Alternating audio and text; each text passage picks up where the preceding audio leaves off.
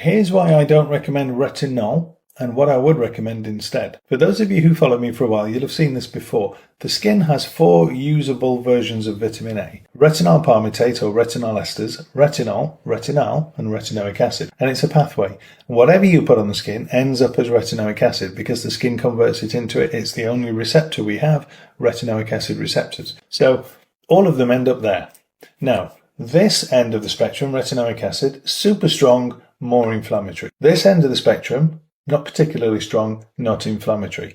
Here's my issue with retinol. It sits here, so it's the next one along. It's pretty weak as a vitamin A, and it's incredibly cheap and efficient to make for companies. So a lot of companies make it. That's probably the most common type of vitamin A you can find. But because it's not very powerful, they want you to feel the product's effective, so they often put excipients in there. And when you put this thing on and it feels zingy on the skin, it's not vitamin A doing that. It's the excipient. It's the things they've put in there. Now that risks inflammation, irritation of the skin. So that's my least favourite form of vitamin A for that reason.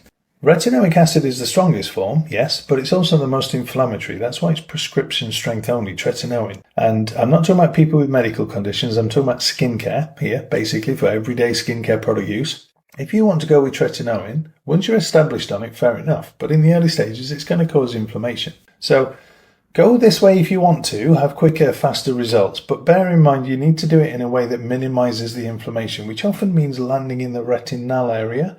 If you can find a product there that doesn't irritate, there are 1 or 2 out there.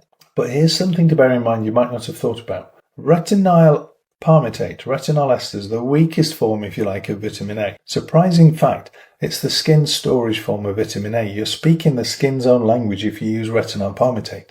It's what the skin is using all day, every day, so it's used to it, so it doesn't inflame. What you'll do is you'll build up your stores of vitamin A, so when you need active vitamin A, it can call upon it whenever it wants to because the stockpile's there.